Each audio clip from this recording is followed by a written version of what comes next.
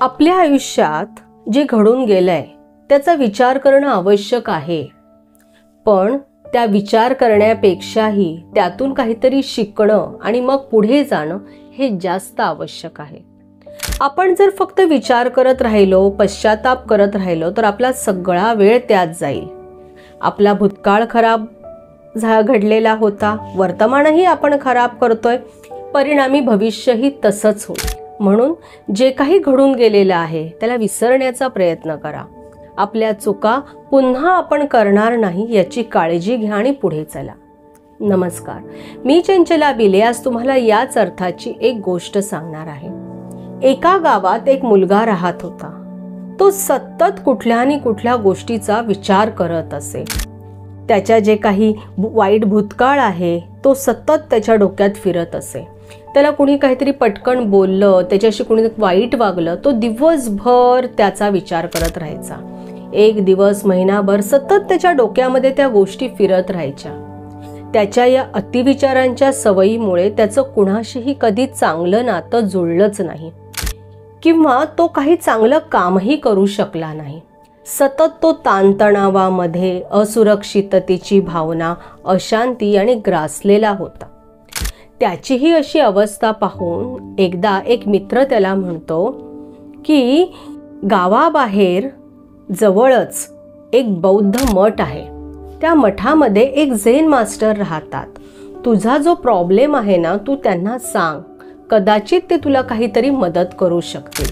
आणि त्याप्रमाणे हा मुलगा गावाजवळच असलेल्या त्या बौद्ध मठामध्ये जातो आणि त्या झेन मास्टरला भेटतो. आपला सतत विचार करायची जी सवय आहे ना, त्याविषयी तो त्या झेन मास्टरला सांगतो.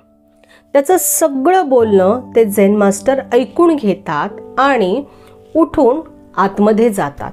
मुलाला कळतच नाही की हे काहीच न बोलता आत कसे गेले. तो त्याचाही विचार करत राहतो. थोड्या वेळाने झेन मास्टर बाहेर येतात. त्यांच्या हातामध्ये एक पाण्याने भरलेला ग्लास असतो. मुलगा झेन मास्टरला पाहून उठून त्यांच्या समोर जाऊन उभा राहतो. झेन मास्टर त्याला विचारतात की माझ्या हातामध्ये हा पाण्याने भरलेला ग्लास आहे, जर मी हा असाच हातात घेऊन उभा राहिलो तर काय होईल? तर मुलगा म्हणाला, काहीच नाही होणार. याचं वजन किती असेल असं तुला वाटतं? मुलगा म्हणाला, काही नाही, थोडंसं वजन असेल. तुम्ही हातात घेऊन उभा राहिलात तरी काही फरक नाही पडणार. झेन मास्टर म्हणाले, अगदी बरोबर. जर हाच ग्लास मी 1 तास हातात घेऊन उभा राहिलो तर काय होईल? मुलगा म्हणाला की काहीच नाही होणार, थोडंसं तुम्हाला कळ लागल्यासारखं होईल.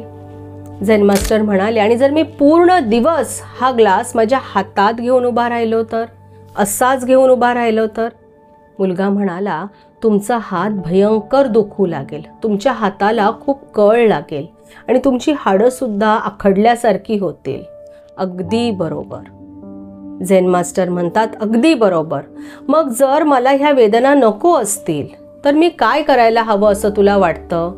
मुलगा म्हणतो की तुम्ही हा पाण्याचा ग्लास बाजूला ठेवायला हवा. झेन मास्टर म्हणतात, अगदी बरोबर. आपल्या जीवनातही अशीच परिस्थिती असते. काही आपल्या दुःखद आठवणी असतात, काही आपल्या समस्या असतात, काही आपले प्रॉब्लेम्स असतात. पण जर आपण सतत ते डोक्यामध्ये ठेवले तर काय होईल? तर असंच आपलं डोकं दुखू लागेल. थोड्या वेळ कुठल्या गोष्टींचा तो विचार करत राहिलास ना तर त्याने काहीच फरक पडणार नाही. पण जर सतत दिवसेंदिवस, महिने जर तू त्या गोष्टी आपल्या डोक्यामध्ये ठेवल्यास तर मात्र तुला वेळ लागायची पाळी येईल. तुझं डोकं दुखू लागेल, तुझे आजार वाढतील. आणि म्हणूनच योग्य वेळी योग्य गोष्टी ह्या बाजूला सारल्या पाहिजेत. चिंता, काळजी, अतिविचार हे सोडले पाहिजेत आणि पुढे गेले पाहिजेत. तर आजची ही गोष्ट तुम्हाला आवडली असेल तर लाईक करा, शेअर करा आणि आपल्या या चॅनलला सबस्क्राईब करा. शेवटच्या 2 ओळी फक्त तुमच्यासाठी. प्रत्येकात आहे काहीतरी खास, म्हणूनच जगण्याची आहे आस, म्हणूनच जगण्याची असावी आस. धन्यवाद.